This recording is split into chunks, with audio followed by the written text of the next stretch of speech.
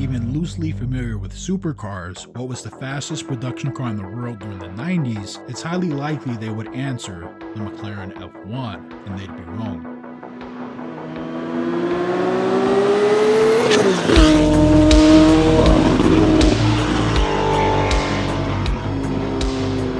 Welcome to Spec M, and we believe this is one of the greatest and most little known supercar and motorsport stories of recent history. First, let's set the stage. For almost the entire decade of the 1980s, Porsche would dominate the motorsports world stage from 1981 to 1987, winning 7 consecutive times. This era solidified Porsche's legendary status in endurance racing history.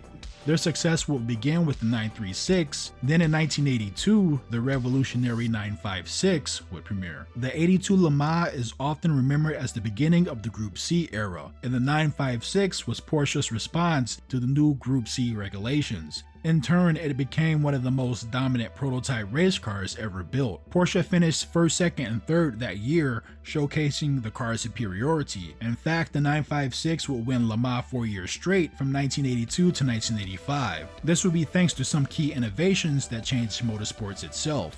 For one, this was the first car to fully exploit ground effect aerodynamics under Group C rules. The 956 had Venturi tunnels underneath, creating massive downforce without excessive drag. This was a game changer for high-speed cornering. The 956 was also Porsche's first monocoque car after the traditional use of space frame chassis. Also adding to those huge evolutions was Porsche's new advanced data logging, which was rare for the time, and driver comfort that was specifically made for endurance. The cockpit was designed for long stints with better ergonomics and ventilation. In 1984, the 962 would be the direct evolution of the 956, addressing safety concerns in order to be compliant with the American IMSA regulations. This led to the platform having a longer wheelbase and even a stronger monocoque. The platform would now be powered by a 3.2-liter flat six in both single and bi-turbo variations. While the 956 would dominate Group C from 82 to 1985, the 962 by design was more versatile, running in both IMSA GTP and Group C, and eventually would go on to win Le Mans in 1986 and 1987. With the 962, Porsche helped privateer teams stay competitive against massively funded factory teams for over a decade.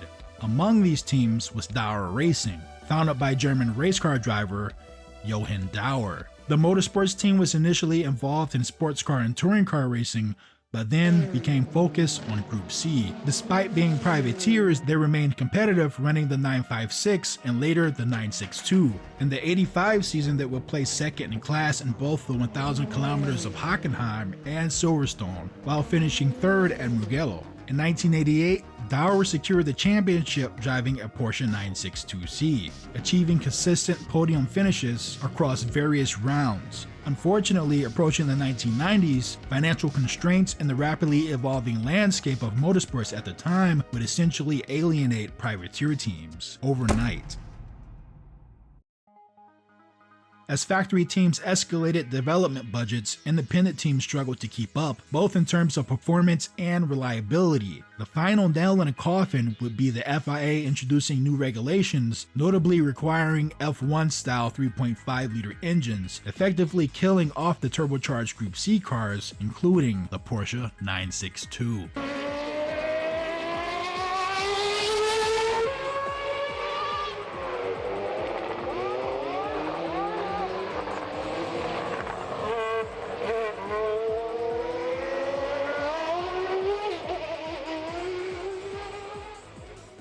Dauer, heavily invested in these Group C Porsches, would have needed a massive investment to remain competitive under the new rules, something they couldn't afford. Now with several 962 chassis on hand, Dauer would create a new company with an absolutely brilliant purpose. Rather than continue a financially draining racing program, Johann Dauer pivoted towards making road legal versions of the 962. The platform will be powered by the 935-82 twin-turbo 3-liter flat 6, completely unrestricted, making 720 horsepower. It will use the original 962 chassis with the body revamped by Lola Composites. The aerodynamics would even be improved compared to the original race car, while still appearing identical to the original design. Weighing under 2,400 pounds, it would reach 0 to 60 in under 3 seconds, seconds and eventually achieved a top speed of 251.4 miles per hour. That is 404 kilometers per hour. Did I mention that this transformation also included a second seat,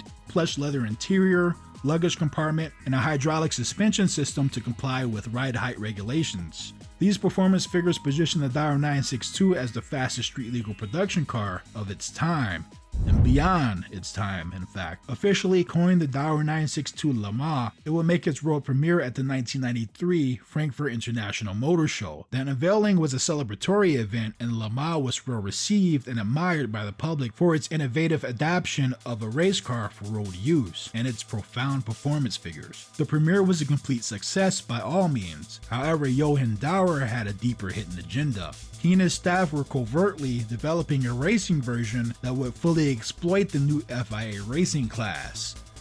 That class was GT1.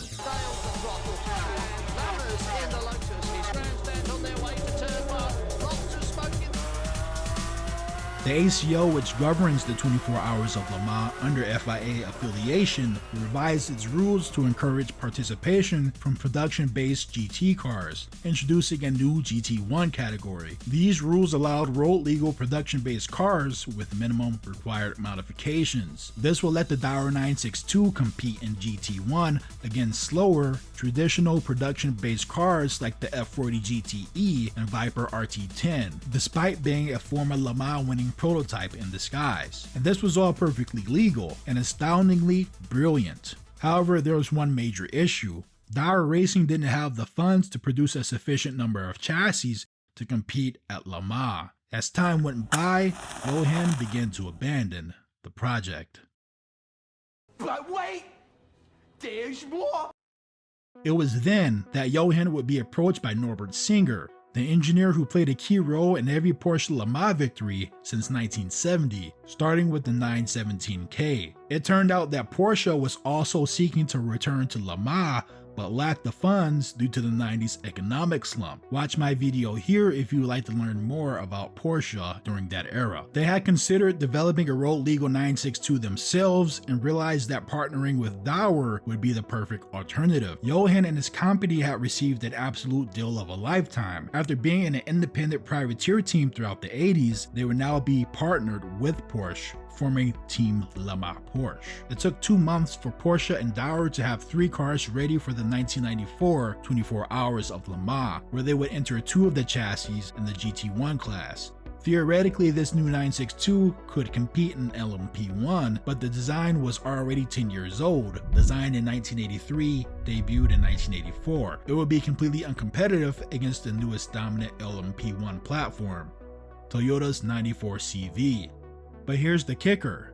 Porsche would wager that the Dauer 962 would not only finish first in its own GT1 class, but it will place first overall, even ahead of the much faster LMP1 Toyota. How would they accomplish this, you may ask? More brilliant tactics and fully exploiting FIA regs. You see, the 94 GT1 class required a 120-liter fuel tank, minimum weight of 1,000 kilograms, and a max power output of 650 brake horsepower. The LMP1 class, on the other hand, required an 80-liter tank, minimum weight of 900 kilograms, but did not have a strict maximum horsepower limit like the GT1 class. They did have a target output of 550 brake horsepower, but performance was regulated collectively through air restrictors, fuel capacity, and weight limits. Even though the Dauer would be slower than the LMP1 entries, the Porsche would require fewer stops due to the larger fuel tank, theoretically. And on the other hand, with prototype performance but GT1 fuel capacity, it was lighter and faster than most traditional GT1 entries.